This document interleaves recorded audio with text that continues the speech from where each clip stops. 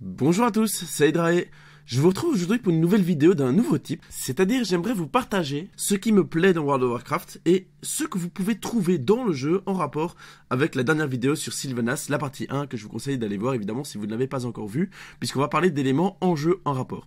Le premier est juste à côté, voilà, j'ai décidé de vous retrouver à Lune d'Argent, parce qu'on trouve beaucoup de statues du prince Kael'thas avec 3 petites boules vertes dessus.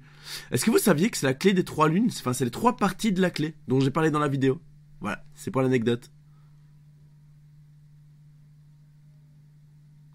Le premier élément, et je trouve le plus important à vous partager, c'est la quête. On est ici aux Terres Fantômes. C'est une région de niveau 10-15, donc de niveau 10-20. Il faut être niveau 15 pour pouvoir faire cette suite de quêtes, qui est la suite de quêtes du médaillon de Sylvanas, qu'on va pouvoir récupérer. Et occasionnellement avoir la complainte des bien-nés. Donc vous allez à cette tour, vous tuez des forestiers. Voilà, ici le premier que j'ai tué, vous voyez, je récupère le collier de la dame. À mon amour éternel, Aléria. Le collier scintille, c'est une pièce de joaillerie remarquable qui semble résister à la mélancolie qui emplit les terres fantômes. Étant donné l'inscription et le lieu où vous l'avez trouvé, il a dû être perdu par Dame Sylvanas Coursevent elle-même. La meilleure solution serait peut-être de l'apporter au grand exécuteur Mavren à Tranquillienne. Il semble être le réprouvé du plus haut rang dans la région et il saura quoi faire avec. Donc vous prenez votre monture, vous retournez au camp, il n'y a absolument rien de compliqué à faire. Pour faire ça d'un niveau 15, la quête est uniquement disponible à partir d'un personnage hors 2. Vous dites que vous l'avez trouvé sur une créature du fléau à la flèche de Coursevent. Je ne sais pas d'ailleurs qu'est-ce qui a fait que ce médaillon est arrivé entre les mains d'un personnage du fléau. Sans doute qu'il a été récupéré à la mort de Sylvanas. Hein. Ouais, rien de certain. Voilà qui est extraordinaire. Il semble qu'il s'agit d'un cadeau fait à Dame Sylvanas par sa sœur en personne, Aléria. Vous devez immédiatement la lui apporter à Fossoyeuse. La dame tient sa cour dans le quartier royal. Pour vous rendre à Fossoyeuse, utilisez l'arbre de transportation. Donc là, il vous demande simplement d'aller à la capitale. Vous avez un fly juste à côté. Vous prenez le fly, vous arrivez à la capitale, il y a un TP et on se retrouve à Fossoyeuse. Alors Fossoyeuse, si vous connaissez pas, vous allez peut-être un petit peu galérer. Notamment, je me rappelle la première fois, je m'étais perdu. Vous êtes donc au quartier royal, c'est du côté du sud-ouest. Vous prenez le couloir central et vous traversez tout le couloir et vous arrivez directement devant Sylvanas.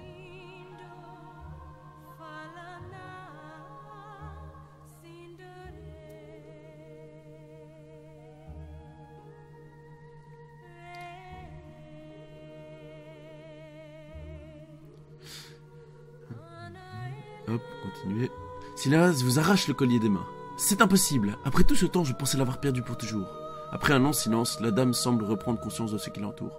Avez-vous cru que cela m'amuserait? Pensez-vous que je regrette le temps où je n'étais pas la reine des réprouvés? Tout comme vous, il ne signifie rien pour moi. Aléria Coursevent n'est qu'un souvenir disparu depuis longtemps. Elle laisse tomber l'amulette au sol.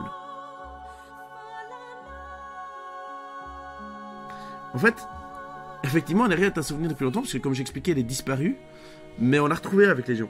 Et ça, j'aimerais bien savoir la réaction de Sylvanas. Sylvanas baisse les yeux sur ce collier délaissé, pleine de tristesse. La dame incante un charme qui appelle les esprits des bien-nés.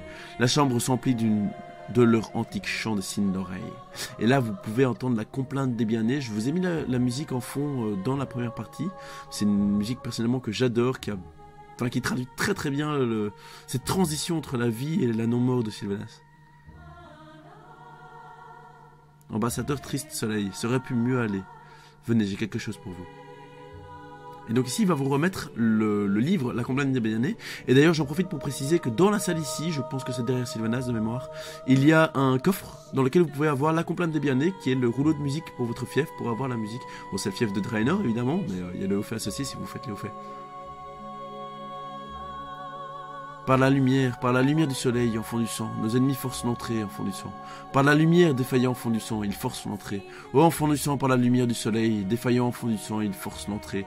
Ô en fond du sang, par la lumière du soleil, Et en fait, ça c'est la traduction d'expressions qu'on utilise dans Warcraft 3. Anarala, Anarala Belor, ce sont toutes des choses qu'on entend déjà dans Warcraft 3. Et par contre, signe d'oreille, ça apparaît après. Donc la complainte de bien-être a bien évidemment été faite après les événements dont j'ai parlé. À Kael'thas. Alors on se retrouve de nouveau dans les terres fantômes. On est au sud de la Malbrèche, donc vraiment à l'extrémité sud des terres fantômes, du côté de Mortholm, qui est un des plus gros camps avant-garde du fléau, juste pour montrer que voilà, ce camp-là est une conséquence de l'attaque de Arthas. On retrouve encore certains camps encore habités par le fléau, et vous pouvez y aller voir, ce sont les mêmes structures qu'on peut trouver dans Warcraft 3, on peut reconnaître les abattoirs, tout ce qui s'ensuit. Évidemment, dans les terres fantômes, vu que c'est l'avancée du fléau, on retrouve évidemment, par exemple ici, des ziggourats, c'est-à-dire les avant-postes en quelque sorte. Voilà, là ici on est dans les Maltaires de l'Est, ça c'est typiquement un abattoir, je pense, de mémoire, de Warcraft 3 vu d'en haut. La dernière chose que j'aimerais partager avec vous, c'est justement cette Malbrèche. Si vous regardez votre carte, ici on est au sud des terres fantômes, là on est dans les bois des champs éternels, et il y a un grand traînée noir qui fait du sud-nord jusqu'à Lune d'Argent. Voilà, là on arrive justement dans la labyrinthe de Lune d'Argent. Cette Malbrèche va traverser Lune d'Argent, et va même se prolonger plus tard. En fait, la Malbrèche, c'est le chemin qu'aurait pris l'armée d'Arthas et qui aurait complètement traversé complètement du sud des forêts de Keltalas, qui traverse la ville, parce que le Puits de Soleil n'est pas dans la ville, contrairement à la map de Warcraft 3, ça a été changé par après. Et cette Malbrèche continue à travers la mer, comme j'ai dit, à Arthas qui permet à ses troupes de traverser la mer, et qui continue jusqu'au Puits de Soleil. Et donc là, on voit vraiment que la Malbrèche arrive jusque ce qui est maintenant le raid du Puits de Soleil. Alors, les démons, ça n'a rien à voir avec l'époque, donc ça, on en parlera beaucoup plus tard. Mais voilà, donc vous voyez cette Malbrèche qui continue, et qui fait vraiment le tracé assez rectiligne d'Arthas, qui a vraiment été droit au but. Ça impose cette puissance qu'avait le fléau à l'époque. J'espère que ce petit tour d'horizon vous aura plu. Je vous invite à vous abonner si ce n'est pas déjà fait, et je vous remercie d'avoir regardé. À très bientôt.